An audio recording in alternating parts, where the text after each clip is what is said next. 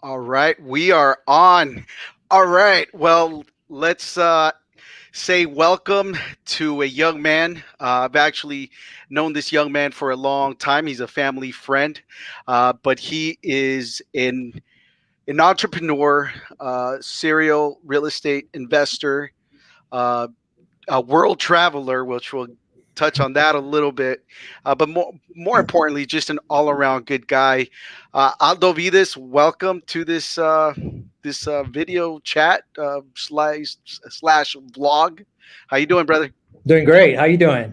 I'm doing fantastic, man. So I'm going to jump right into it, man. The reason why I have you on here today is one of the things that you shared with me is that at an early age, you got into real estate. But what was really interesting about your journey is that most people take the route of doing retail, right? Working directly with buyers or sellers and just kind of evolve into whatever that turns into, whether investing. You almost from what I understood, you directly went into investing at an early age. So wanted to just, if you can share some of your story, how you started and what got you into it and uh, where you've gone through in the last decade. Yeah, absolutely. Well, thank you so much for having me on here. I really Of appreciate course. it. And so basically, like for myself, my journey began. Really like I got introduced early on to real estate. Through my brother and yourself as well. We know we have a lot of people in our circle that's involved in real estate, Yes, sir. and it's been a curiosity to me on how people buy homes and all of that, and seeing the transition, seeing other people being able to buy multiple homes was just intriguing to me. It's just like, wow, how are they doing this? And like I want to own homes like they do. Want to own multiple homes like they do. Yes, I sir. just don't want to stop at one. Yeah, yeah, yeah. So, and so that curiosity just kept me learning and kept me engaged in learning more about how it's done. While we've all watched the shows on HGTV with the flipping homes and all of that, and just being able to use the creative side of yourself to be able to turn something that's completely run down and ugly into something beautiful. Yep. And so, that was very interesting to me. And I knew there had to be a way on how to people do this. And then little by little, as I began making some great connections and building some wonderful relationships, learned that there was a system that's to it. Like anything else, there's a system in place on how it's done.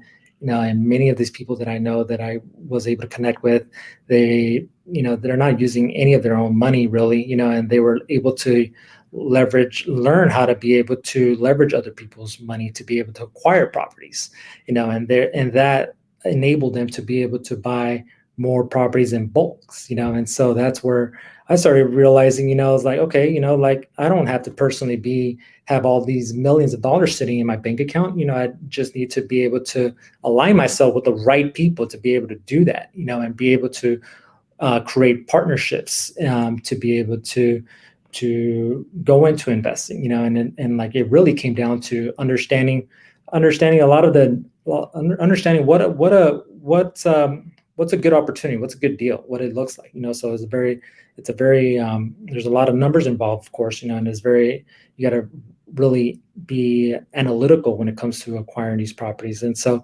from that, is just being able to build those relationships. I learned how to do that, and I stayed on track and just being able to just focus and stay on purpose with the investment side of real estate. Okay. Got it. So you started off just first you saw some of what other people were doing, right? And then you connected with the right people that would guide you to, I guess, begin your journey in investing. And I was going to ask you how the money came into it because one of the perceptions in the world is that you need money in order to make money. And what you outright just shared right now is that you actually don't need money. You just need to uh, have the right partnerships with people, and as long as the numbers make sense, you can put things together. Is that sort of the premise there? Exactly. You do need money, but no one said it has to be your money. Right. Yeah, exactly. So Yeah. it's just there's a lot of people out there that I learned like they have money sitting in the bank account earning less than 1% on their money. It's like, well, Right. I can more than double that, triple that even. you Yeah. know, Yeah. Yeah. Yeah. And then opportunities are coming in place. And okay. so So that's tell me, how does that? Okay, so you start getting involved. Tell me about your first journey into the investing. You started off with, what? How did you start? Like, what did you? What was like the first deal, or what was the first things that you focused on? Yeah, so one of the first deals that I was able to get involved in was a property that was located here in San Diego, and right down the street from where I went to school at. It was San Diego State University, and Mhm. so I was already kind of getting. I had already gotten my feet wet and was already I had been involved in some in managing certain projects with other partners that I was involved with, Okay. and came across this property that was for sale. Contacted the agent. I walked through the property, saw that it was a little outdated, but it wasn't like a complete teardown, and the Okay. neighborhood was great. And I just knew that is like I think we can make something work here, and like I had a good idea of what the renovation costs were going to be like and what the resale value would be once the construction was done, once the renovations were completed.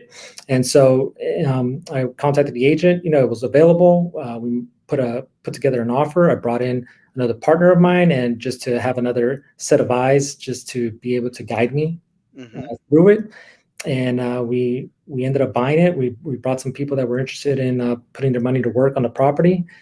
Went ahead, did the renovations, and in 2 months we were on the market, and we were able to get top dollar for the property at that time. And it wasn't necessarily easy, but it went quickly because we had the right contractors in place. We knew exactly what we were going to do to the home before we even bought it. So understanding what that end product is going to look like at the very beginning is key. Otherwise, you can stuck into analysis of paralysis, and that project can take longer than you intended to be. And so I learned a lot through that project. It wasn't a very, it was there's some lessons learned in that, but that led to other projects that would be a lot bigger, but also more challenging. And so that was one Right. of those properties that I had an experience that I had experience personally with on the flip side. Got it. So it was your first run through, and in regards to the contractor, because not everybody has those relationships. How did you, when you got that bid, or when you did your numbers to affirm that it was a good deal, or at least something that would be somewhat profitable? Number one is, how did you find a good contractor, and number two is, how did you run those numbers to make sure that it all made sense at the end? Great question. I do have we do with the different partners that I have, we had a system as far as, walking through properties. So Okay. before we even put an offer in on the table, we have a checklist that we go through Okay. as walking through the property. It's like, okay, we need to do the roof. We need to redo the entire bathrooms. We're going to put, you know, carpets in the bedrooms, laminate flooring through all the living area. Okay. And so all of that, there's a checklist to every single line item that we're going to do to the property before we even go there. And we already have a good idea what the prices are going to be for those materials. So that takes away one element of the equation. Yeah. Knowing what the prices for the materials and the finishes are going to be, Right. and then the next phase is figuring out what's going to be the cost of the labor for that. And Okay. since we have gone through a few projects already, we had a good understanding of what the cost per square foot will be to do a renovation at this level. And so when we go and we bring in our different contractors, they understand. We present them with the scope of work what we're going to do already. And so that makes it easy for them, because typically, like, if you've never done a flip before, you're just going to bring a contractor and you're going to have them. You're going to tell them what to do, and they're going to go back to their office and they're going to go do their bids. But you're creating more work for them. So what I did was I eliminated some of that work for them by Hmm. having the scope of work already in play, and I Hmm. just give it to the contractors, and we walk through the property, going through the scope of work, letting them know this is what we're going to do. we're going to demo this wall, we're going to put these finishes in the kitchen and these finishes in the bathroom, and here's the line items that we have, and this is the price that we have. And so, and then they can go like, okay, they can give us a bid on their labor right away because they know exactly what they're getting into.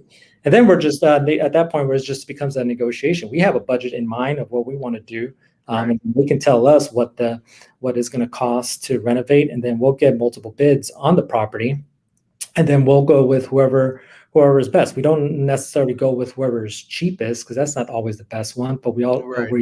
But we're also not going to go with the most expensive. We want to look, we're always somewhere along the middle, and we're looking to see who's going to be able to also complete it within our time frame. Because any any delays or anything that could cause our project to get delayed, it's is going to cost us money because we have a expense every single day when we're holding on to a property, and we need to make sure we're on time and on budget with the project. Okay.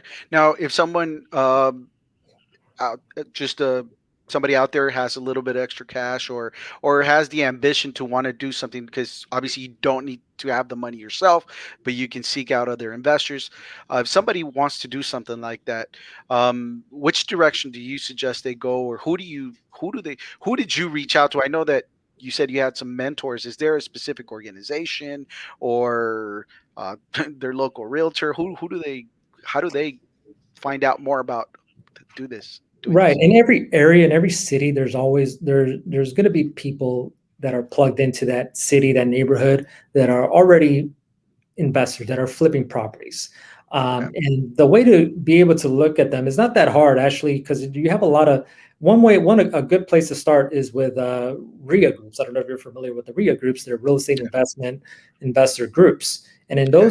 in those groups, you can find them. You can go on Meetup, and then you can find tons of Meetup groups. And at those groups, you typically have, and you'll have a lot of investors at those meetings, and you start networking and asking them, what are they working on, what kind of deal, what is their specialty, and as far as real estate investment goes. And you're really trying to see if you can if you're really interested, you want to figure out to see if you can build a relationship with them and be a person of resource for them, and come from a place of service for them, Right. and learn from them. So you never want to do this on your own, and just go in there and jump headfirst into the water, because Yeah. that's when you get into trouble and you lose money, It's and gonna so hurt.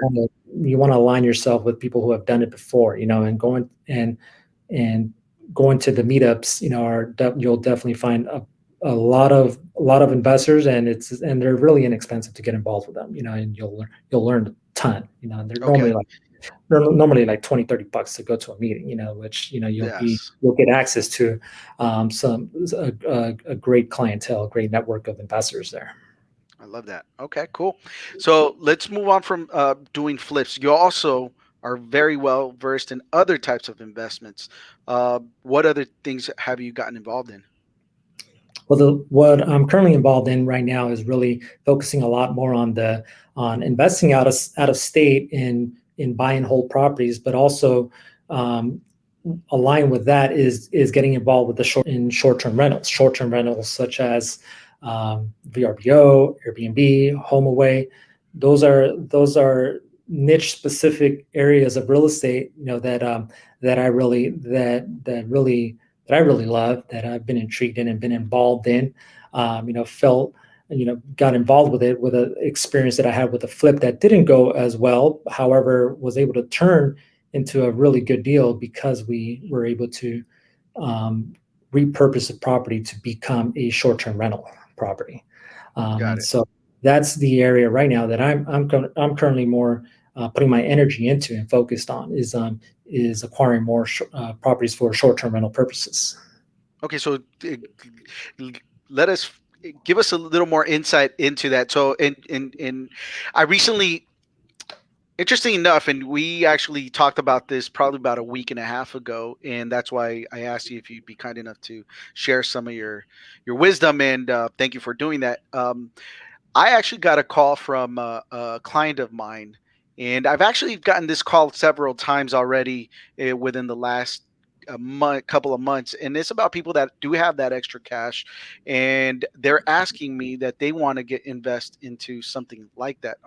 It's not my expertise, but let's say for the person that doesn't know very much about short term leasing, can you kind of run down through the basics of short term leasing and the benefits and some of the pros and the cons of getting involved in this? Yeah, absolutely. If someone was interested in learning more about it, like definitely like understand that it's completely different from being a landlord and having your regular long-term tenant, obviously. Like these are your you're going into the way I think about it is that you're going into you're really going into the hospitality business, and you're really coming in you really have to come into it as you're providing a service for people that are coming into your area, and there's opportunities. You'd be surprised where you can find opportunities to be able to do short-term rentals, and so like there's always even if you're away from like a lot of the main touristy areas, you never know where people are needing to rent a place out, and so the beauty about short-term rentals is that like it's the pros of it is that you can definitely make a lot more money than a long-term tenant. However, there's going to be a lot more risk involved in it as well, and there's going to be a lot more money that you'll have to put up front as well, because you're going to have to have a beautiful properties that's designed nicely. You're gonna have to have some good furniture. You're gonna have to like continuously maintain the property. You always have to make sure that your plumbing is on point, that the electrical is on point, and that things that you may overlook when you just have a long term tenant there, because sometimes tenants may sometimes just go in there and fix things on their own. With a short term rental, you'll have to have that continuous maintenance going on, but it's also taking care of the property a lot better as well, because you have a pulse on the property, what's going on, what needs to be fixed, and so you're always on top of the property, and you're continuously have to make sure that you're delivering good service, that you have a good product, that people when they go in there and are staying for 2 nights, 4 nights, 5 nights, whatever it may be, however long they're there, that they're going to have a great experience staying at your place, like, and making sure that you have the linens you have good linens, a nice soft bed to sleep in, that you have some entertainment on your television, that you have good Wi-Fi. That's important, especially a lot of people who are right now with COVID, who sometimes may just want to get out of their house and go stay at an Airbnb and work from their Airbnb. Want to make sure that you Right. have good Wi-Fi on there. Yep. So you're really delivering services, customer service. So you're Mhm. going into the hospitality service business. Okay. And you mentioned location doesn't necessarily have to be obviously like the touristy spots. Um, I'm in a situation just now where we're in the process of selling our house, and we're hoping it all works out and we're able to move into our next house. But an alternative or a plan B is, so we don't feel rushed, is also go into an Airbnb, and we don't necessarily live in a touristy place. And I have found multiple homes in my remote area that are offering short-term leasing, and I don't want to keep referencing the other brand, but short-term leasing. So location is not, like you said, doesn't have to be these touristy places. Can it be done pretty much anywhere, or where do you want to stay away from? Uh, uh, is there a place where you just don't want to go? Well, you definitely don't want to be in the war zones either, because remember Yeah. you're Yeah. gonna but like if you're like in a nice family neighborhood, you can't go wrong with it, because people are going to leave you reviews, and people before Right. they book your place, they're Yeah. going to read those reviews to see where it's at, and so like, like Yeah. I heard the ghetto bird last night. exactly. Yeah, that's not good. If that review pops up, it's not good. Yeah, Yeah, I get it. Makes Yeah, sense. exactly. So, Okay. but you just the fascinating thing is that we were like on a property that we flipped, about a year and a half, 2 years ago when we really got introduced to Airbnb. It wasn't nowhere like near, like it wasn't near the airport. It wasn't near like, it was in San Diego, but it was like not, it was like still like about 25, 30 minutes away from downtown, and like another 20 minutes away from the beaches. Hmm. For locals in San Diego, location for that property that we flipped wasn't the greatest. The neighborhood wasn't bad. Hmm. The properties had like a little bit of an ocean view, as a matter of fact. Hmm. But because for locals for San Diego, they think it's far. However, once we put it on Airbnb, we were surprised that we were getting as many reservations as we were getting. And people loved it. They loved the house. I mean, it was a remodeled home, and it was a 3 bedroom, 2 bath home, so it was able to accommodate up to 8 people in the Okay. house. And so, um, but for someone coming down from LA, a 20, 30 minute drive to somewhere is not that bad, because in LA, Right. we're used to traffic, and 30 minutes is close for us. But for San Diego, like people in San Diego, when they're looking to buy something, that felt far from everything, but when we would get visitors that would come from LA or anywhere else in the country to stay at our place, they're like, oh, it's a great location. The neighborhood is nice, the house is great, beautiful views, not too far, from the beaches. And we're like, whoa, look at that. Yeah, yeah, yeah, yeah. We would never had expected that, and so Yeah. like that was a pleasant surprise. And then we realized, like, you know what, it's always, it's always good to figure out to see, like, if wherever you have your property is not a bad idea to check to see if there's an alternate, if there's a way that it can work as a short-term rental, and so because you never know what it can, where that property is at and what it can do for you, so if you're not that close to the beach or not that close to like an entertainment center, it's Right. okay. Like let's see if there is a demand there. You just never know. Okay. So talk to me a little bit about the numbers. And obviously it'll vary depending on where you buy and all this stuff, but um, just ballpark, how does it all play out from a financial standpoint? And obviously these are just averages, or it'll depend on where you're thinking about buying, but maybe you can use a prior house as an example, just so we can get some insight into how the numbers break down. Yeah, absolutely.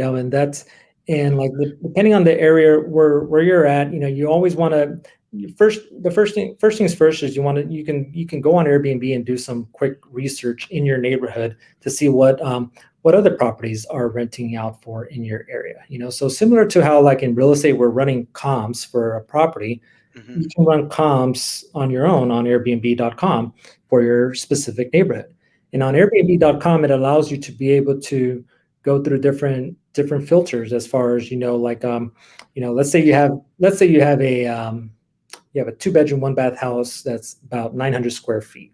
Um, you can go on Airbnb.com and you can search for 2 bedroom homes in your area, and then you can start looking at the properties that are in your area and start looking to see what they're charging for a nightly rate, and how many guests they're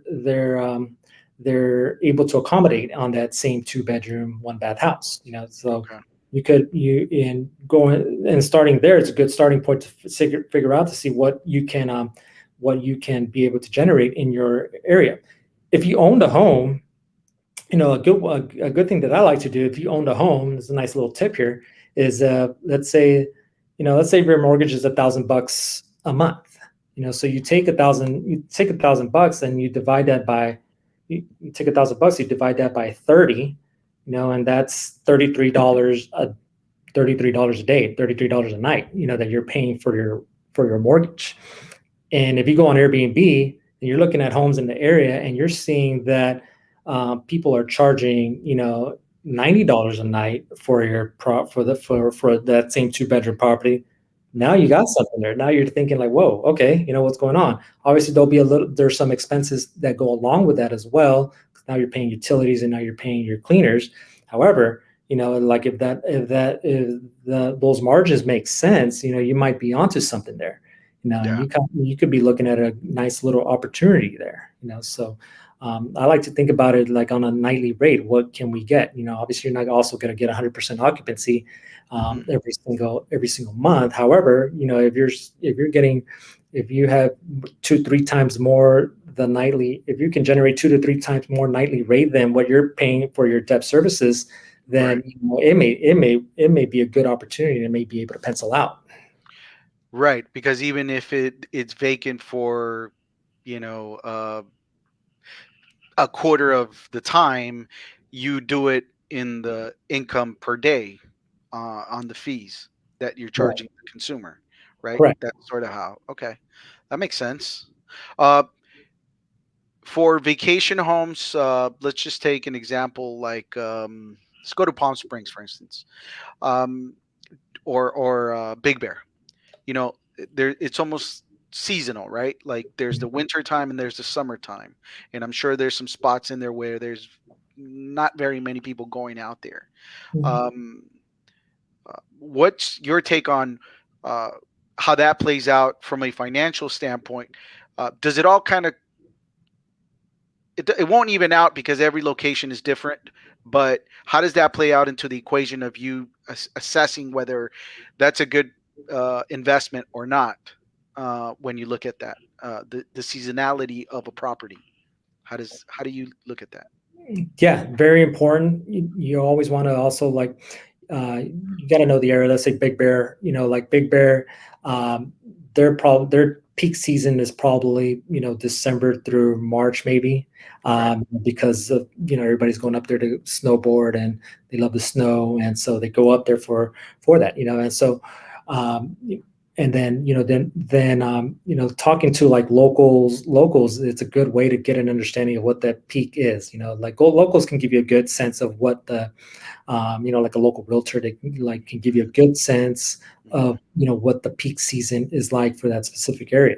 They can be like, yeah, we're our roads are completely jam packed, in the wintertime, but then they open up more in the spring.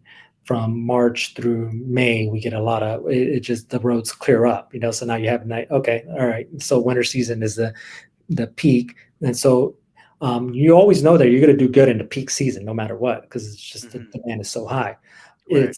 It's how are you going to do in those downturns, and so like there's still probably a demand, for sure. However, you want to be able to, and you can study this by looking at the calendar for whichever service provider you want to use, whether it be VRBO or HomeAway or Airbnb. You can look at their calendars and see what the prices are like for those downtimes. Everybody has their, like, if everybody has their calendars open so that you can take a look and see what how the prices change from one month to the next. So if you're seeing that in in May, your a weekend is only $100 a night, but that same weekend in December is double. You have a good idea what you'll probably how you're probably going to be doing in those downtimes. Luckily for us here in Southern California, like in like LA down to San Diego, I mean we really don't have is our weather is great year round, so we have people coming in constantly, all the time, and so there's really never like a slowdown. But like Big Bear, it's in Palm Springs. Summertime is Palm Spring. Everybody wants to go to Palm Spring in the heat for some reason. Yep. Yeah, You gotta but have a pool for sure. you gotta have a pool. You want to go for the pool parties and all of that. Burn Uh, into it. yeah. Yeah. Got it. Awesome, man. And okay, so um, now you had mentioned something in a previous conversation about helping people who may not want to, that this is might be overwhelming, but they themselves have properties and maybe they don't want to do the long-term leasing anymore and they want to look into this avenue as a another venture, another way to make some income. You had mentioned something about you can offer other services to people that do something like that, that you do. Absolutely. if anybody ever wanted to go into this or test the waters in this business, Yeah. like flipping, you don't want to go in there and just do it blindly. You want to, you like to align yourself with people who have done it already, so that you can at least learn how it's done. And so like myself, our company, what we can do is we also offer the opportunity to be able to manage their properties as well. And so we can, like, on the front end, we can analyze the property very well and just make sure to see if it's a property that can potentially be a good investment on to run it through a short-term rental. And we can be we'll be completely transparent, be like, like, yeah, you can do this on short-term rental, and you maybe make a little bit more than a long-term tenant, but you may not be worth the risk. And so or we can be like, man, the income you can generate on this is through the roof. Hmm. Like it'd be silly not to test the waters on short-term rentals. Let's give it a Hmm. shot, and then we can go in there and we can manage it, everything from A to Z, from analyzing to Hmm. designing it and staging it, and just run the day-to-day operations for that property and make sure it's performing well and is generating a good return on investment for the homeowner. Okay. All right. And how would people? Is there like a website or how do they get a hold of you, or who? I mean, I'll put your information out there, but is there a place where they can uh, reach out to you or? Yeah, Uh, absolutely. I mean, you can share my contact information with okay, anyone in your network. You have my number and my email. You can I will do that. anyone that you personally refer over to be. I can definitely, I'll go out of my way to help them and just look and see how we can serve them. If there's an opportunity there. Okay. Thank you. So you said earlier that you're also looking into going out of state. Talk to me about that. What because I do hear a lot about people going to Texas, Idaho, Florida. Uh, so tell me about that for you. What does that mean? Yeah, so for me, well, like it went back to what you mentioned earlier. My thirst for traveling. I love traveling, Yep. and I also would love to have properties everywhere I love to travel to. And Yes. so, Florida, being is one of the places that I love, that I've been visiting, specifically like the Orlando and the Tampa, St. Petersburg area, are cities that I've been going to for the past 7 years constantly, at least multiple times a year. Right. And we're able to get our be able to get some property out there about a year and a half ago, with my brother and another partner that lives out there. And it just, when we went out there, we know we one of the criteria that I look for when I go and I'm thinking about investing out of state is like, do I like this neighborhood? What could I see myself living in this neighborhood or in this area, in this city? Hmm. And if the answer is yes, and great, let's look into it. Let's see the prices, let's look at the numbers. Like, does it make sense to, um, you know, we have to analyze it from everything from, like, does it make sense from a long term perspective and also a short term perspective. So we're analyzing both sides of the spectrum. And for us, going out there made sense because of the price points, because of the rents in the area were amazing, and also it also fit our criteria for what it can do on the short term rental basis as well. So we have property where we have long term tenants and short term. Okay. And so, and it made complete sense once we analyzed our debt services and all of our expenses to go and move forward and acquire property out there. And so, right now we're looking to do more of that. And so we've also had people that have contacted us and figured out to see if it's something that they can get involved in. And so, like, for people that maybe, if they have some funds with them, but it's hard for them to get something here in Southern California, we do provide an opportunity to be able to go partner with us out in another state as well. Because Okay. it's a definitely, the price points are a lot lower out there as well. Just out of curiosity, what do the price points look like over there? Well, in our particular city where we're in, like St. Petersburg, you can find a 3-bedroom, 2-bath in a good neighborhood. You're probably looking in the high threes. Oh wow. high 300,000s, low Good. fours. Prices are going up, because like it was under 300,000 about a year and a half ago. Wow. And from time to time, believe it or not, I'll get a deal that's sent over to me where the home is less than 100,000. Now, that's not in the greatest. You got the Yeah, ghetto boys flying around, but yeah, it's like it's just yeah. I like amazing to that going see around. that, you know. Yeah. Okay. All right. Now you mentioned that for you, it's important that that when you look at the neighborhood, you feel like, okay, I could live there, right? Why is that important? Like if it's an investment, right? I get it. So from a financial standpoint, I understand the numbers have to, but why for you do you have to feel like, okay, could I live here? Why does that come into play? Well, because I know if I'm willing to live there, then it's going to be a pretty good neighborhood, and it's going to Yeah. be able to rent easily as well. You're going to be able to attract good tenants, people that are going to have good steady jobs, and they're going to be a good tenant for you. Like we have like one of our tenants right now, at the property that we have. He's an attorney. He's been there for a year and a half. So it's a great neighborhood.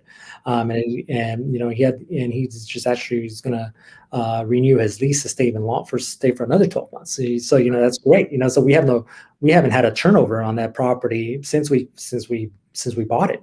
And so knowing that, and that tells me, because and I know it's a great neighborhood. It's a great location. You can walk to restaurants and bars, and you're only a few minutes away from like entertainment centers. And I never want to be able to get a property where I'm afraid to go to visit the house myself. Right. you know Yeah. I don't care how much it costs. If I'm afraid to step foot in my own house that I bought out there, then that's probably not going to be a good sign Yeah. to buy. That makes sense. Mhm. Cool. Um, what other what other who else could benefit from linking up with you? I know you had mentioned something about if there's people out there who might be in some kind of distress situation or anything like that. Can you go into that a little bit as far Sure. as what services you offer and how that works? Yeah, absolutely. So people who, if that are, let's say right now, like people that were like, if they were landlords and they have a property that they couldn't get a forbearance on, for example, and then the property, their tenant, right now you have an eviction moratorium. They weren't able to, so the landlord still has to pay a mortgage on that property, but the tenant's not paying the rent on that, and so like now the landlord is putting him or herself in a difficult position where they're every single month they're just like falling behind on these payments, and they have to liquidate. So one of the things that we can do is we can go in there. Well, we always like want to figure out a way how to help the homeowner out. Like, is there, do they have to sell it, or if they were able to get caught up with their payments, would they keep it for a little bit longer, and maybe sell down the road. So there's a lot of different creative financing ways that we can bring into the equation, with funds that we may have, or funds that we bring in from our investment group that are aligned with us, to be able to help a homeowner out and figure out a solution. So selling immediately may not always be the right solution for someone. Right. It could be, that there's another option, there's another opportunity. So we're always looking for creative ways. Like sometimes they may have equity in the home, and don't know that they can tap into that equity and be able to do some, like if they have a difficult time if they're trying to sell, but it's the property for some reason is not selling, and the house is vacant, and it just needs a little bit of a cleanup, needs to be touched up a little bit.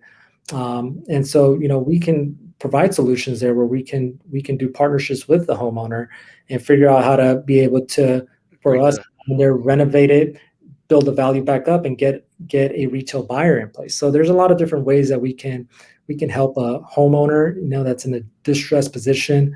Especially the property's vacant. There's always opportunities to be able to help them out. And so